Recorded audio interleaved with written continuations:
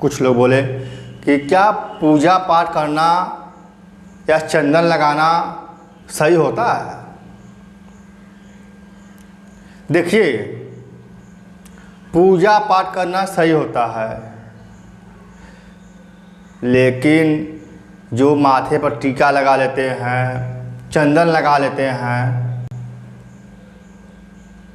और सोचेंगे मैं बहुत बड़ा भक्त हो गया हूँ, वो अपने मुंह से अब शब्द बोलते रहेंगे, गाली गलौज करेंगे, नशा करेंगे, तो वो चंदन लगाना व्यर्थ है मेरे हिसाब से।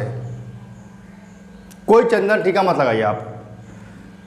आपको ईश्वर देख रहा है, आप चंदन लगा करके झूठ बोल रहे हो, टीका लगा के झूठ बोल रहे हो, तो कोई मतलब नहीं है इसका। जान लीजिए आप जो है सूखे हवन में यज्ञ कर रहे हो, यानी कि बिना आग का हवन कर रहे हो और उसका प्रभाव आपके ऊपर नहीं पड़ेगा। देखिए, भक्ति करना संत शिरोमणि गुरु रविदास सीखिए आप। उनके अंदर कोई चीज़ नहीं था कि मैं चंदन लगा के काम करूं या पूजा करूं, कुछ नहीं। वो एक जगह बैठे रहते थे और ईश्वर का ध्यान हमेशा करते थे।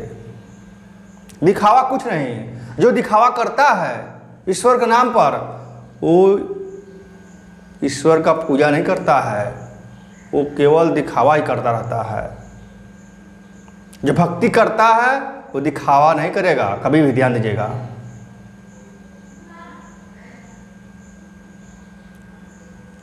संत शिरोमणि गुरु रविदास जी अपने दुकान बैठ कर के जूता का काम कर रहे थे। 4 ब्राह्मण आ रहे, आते ही बोले कि रविदास चलो गंगा नहा लो, हम लोग जा रहे हैं गंगा नहाने के लिए। तो गुरु रविदास जी बोले, पंडित जी आप लोग जा रहे हो, मेरे पास टाइम नहीं है, माता गंगा को मेरे तरफ से इस चमड़ी का एक सिक्का था, वो दे दिए। बोले कि माता गंगा को मेरे तरफ से दे देना। और जो पंडित जा रहे थे वो बोले, यार तो क्या दे रहे हो आप इतना भक्ति कर रहे गंगा माई, आप लेंगे ये सब चीज़ें? तो गुरु रविदास बोले बिल्कुल ले लेंगे। उनके अंदर इतना ट्रस्ट था ईश्वर के प्रति। और लोग जब नहाने गए और गंगा माता को बोले कि गुरु रविदास आपको भेंट दिए हैं, और देखिए संजोग से गंगा माता अपना हाथ निकाल कर वो स्वीकार कर लिए, बोले दे दो मुझे। वो ले भी ली और उसके बदले में सोने कंगन दिए।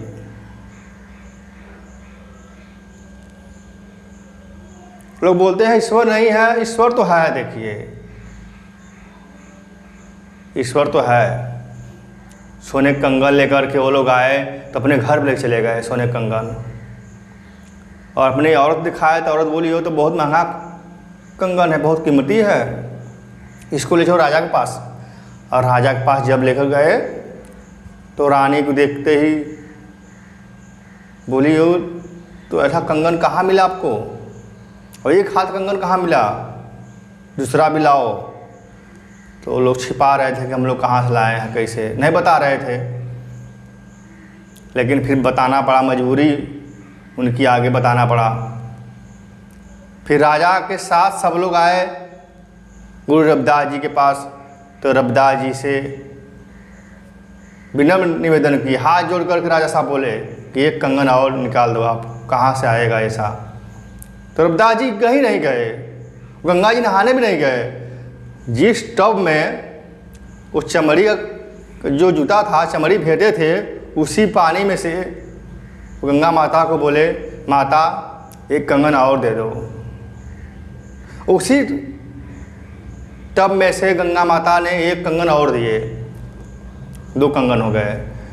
तो भक्ति ऐसा होता है संत श्रीमती गुरु रविदास जी की तरह भक्ति करना चाहिए। भक्ति करिए तब, और दिखावा मत करिए कि मैं टीका लगा लिया, चंदन लगा लिया और बहुत बड़ा भक्त बन गया। ऐसा कुछ नहीं होता है।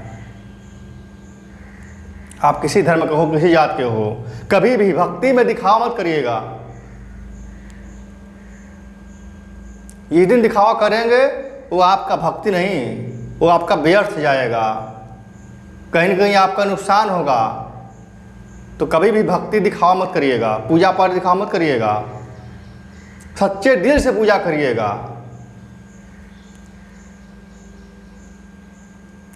और आपको पता ही होगा, यदि बीमारी होगा आपको तो आपको डॉक्टर के पास जाना पड़ेगा, ना किसी तांत्रिक के पास, ना किसी वैद्य के पास कि जो तंत्र मंत्र से आपको बांधे, धागा बांधे, कलावा बांधे। एक किसी के पास मत जाना।